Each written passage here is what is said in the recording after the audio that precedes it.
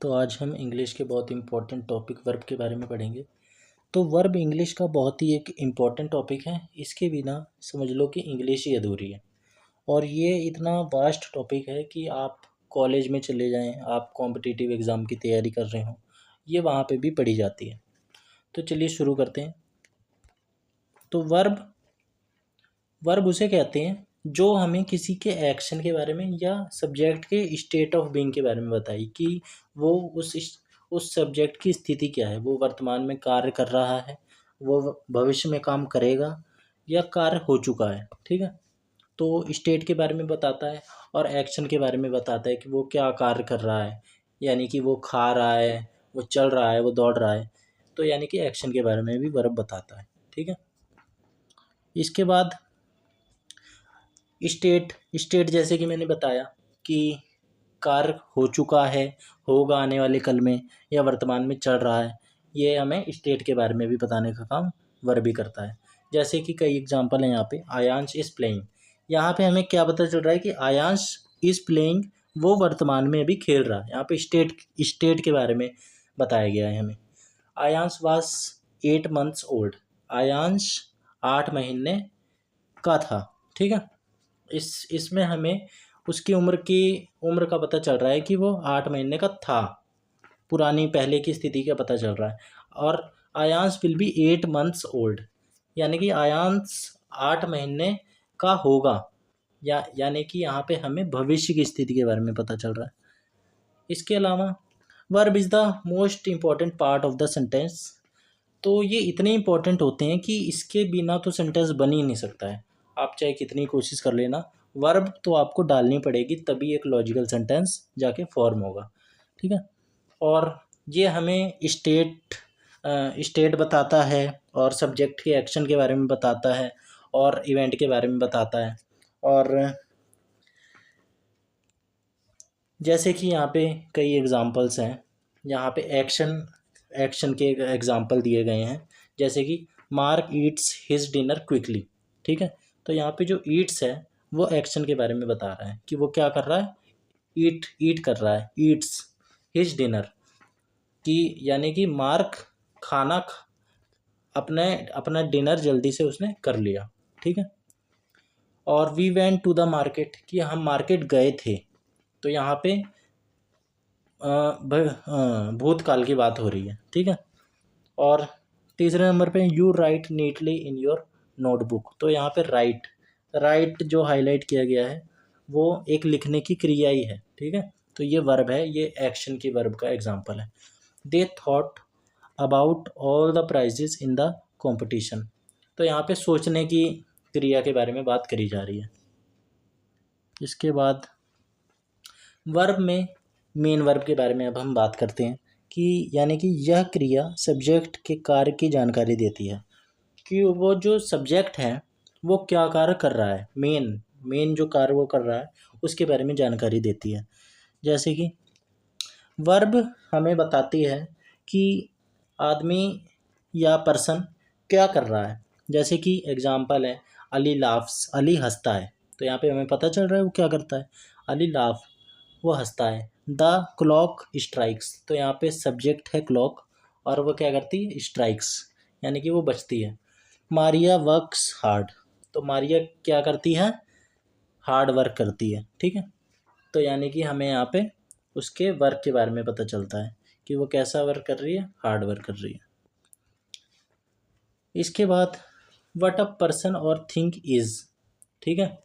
तो यहाँ पे हमें स्टेट के बारे में पता चल रहा है। ठीक है। जैसे कि द कैट इज़ डेड, यानी कि बिल्ली मर चुकी है, यहाँ पे वर्तमान के बारे में बात हो रही है। द ग्लास इज़ ब्रिटल, ठीक है, ग्लास चिटका हुआ है। ठीक है। आई फील सॉरी, मैं सॉरी फील करता हूँ, यहाँ पे फीलिंग की बात हो रही है। तो ये भी एक क्रिया है। ठीक है। She is late in the class, वो लेट है अपनी क्लास में। तो यहाँ पे है, यहाँ पे वर्तमान की स्थिति की बात हो रही है। ठीक है। और आगे हम डिस्कस करेंगे जैसे कि मेन वर्ब के कई यहाँ पे एग्जांपल हैं। जैसे कि dance, sing, think, read, write, play, miss, feel. ये सारे जो एग्जांपल यहाँ पे दिए गए हैं ये हमें एक क्रिया के बारे में बताते हैं। आप कुछ भी कह लो कि मैं खाना खाता हूँ, मैं सोता हूँ, ठीक है? ये सारी क्रियाएँ तो हैं जो आप अपने दैनिक उसमें करते हैं।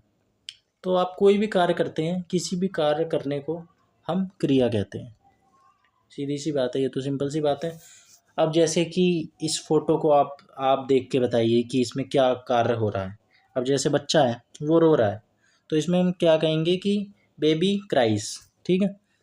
यानी कि बेबी रो रहा है। और बच्चे यहाँ पे दो डांस कर रहे हैं, तो हम कह तो यहाँ पे नाचना नाचना हो गई क्रिया, ठीक है? यानी कि चिल्ड्रन डांसेस। इसके बाद ये बच्चा है, ये यहाँ पे खाने की क्रिया कर रहा है, तो ये भी एक क्रिया हुई। इसके बाद आ जाता है हेल्पिंग वर्ब, यानी कि ऑक्सिलरी वर्ब। ऑक्सिलरी वर्ब क्या होती है? यानी कि वो सब्जेक्ट की स्थिति के बारे में बताने का काम करती है, उसको हम ऑक्सिलरी वर्ब कहते हैं, यानी कि हेल्पिंग वर्ब। इससे पहले हमने मेन वर्ब की बात करी है, ठीक है? ये उसका दूसरा टाइप है, ठीक है? मतलब अ, दूसरी दूसरी चीज़ है, ये अलग से है। एक तो मेन वर्ब होती है, दूसरी होती है हेल्पिंग वर्ब। ये जैसे कि इज़, एम, आर, ये जो टेंसेस में यूज होती हैं चीज़ें, ठीक है, हेल्पिंग वर्ब, उसको कहते हैं हम। ये हमें स्टेट के बारे में बताती हैं, ठीक है? और इसके बाद linking verb. Linking verb links, ये दो चीज़ों को ना जोड़ने का काम करती हैं। जैसे कि वर्ड से ही पता चल रहा है कि लिंकिंग वर्ब। जैसे कि देखो यहाँ पे एग्जांपल ही दिया हुआ है, द काउ इज़ ब्लू। तो यहाँ पे द काउ और ब्लू के बीच में जो लिंक कर रही है, वो काम कर रही है क्रिया इज़, ठीक है? यानी कि काउ नीली है, ठीक है? तो द काउ इज़ ब्लू, तो यहाँ पे लिंक करने का काम इज़ कर रहा है, ठीक है? वर्ब एक्सप्रेस कंडीशन और स्टेट ऑफ बीइंग। हाँ, तो लिंकिंग वर्ब उसी को ही कहते हैं कि वो किसी कंडीशन को एक्सप्रेस करे या। इसके बाद बात करते हैं प्रेजेंट हेल्पिंग वर्ब की। इसके उदाहरण है कई सारे, जैसे is, am, are, has, been, have been, do, does, can, should, must. इसके बाद past helping verb was, were, did, had been, could have, should have, must have. ये सारी past helping verb. Future helping verb will have to और shall, ये सारी, यानी कि ये टेंस के अनुसार चलती हैं। जिस तरह का टेंस होगा, अगर हम प्रेजेंट की बात कर रहे हैं तो फिर उस अनुसार हम प्रेजेंट की वर्ब का इस्तेमाल करेंगे, पास्ट की तो पास्ट के वर्ब्स का इस्तेमाल करेंगे, और फ्यूचर की तो फ्यूचर की हेल्पिंग वर्ब का इस्तेमाल किया जाएगा। इसके बाद प्रेजेंट वर्ब यानी कि जो बेस फॉर्म में रहती है, वो प्रेजेंट फॉर्म रहती है वर्ब की। यानी कि an action verb that describe an action that is happening now, ठीक है? यानी कि जो घटना अभी हो रही है उसके बारे में बताए, वो प्रेजेंट टेंस कहलाता है। जैसे कि द बर्ड फ्लाइज, यानी कि पंछी उड़ रहा है, ठीक है? सिंगुलर सब्जेक्ट है तो सिंगुलर ही वर्ब आएगी।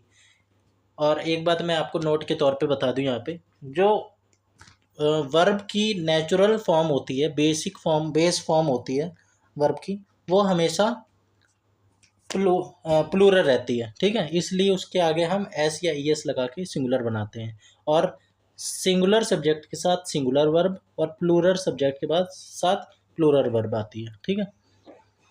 इसके बाद ये उदाहरण हो गया। इसके अलावा हम ये भी कह सकते हैं कि राम ईट्स, ठीक है?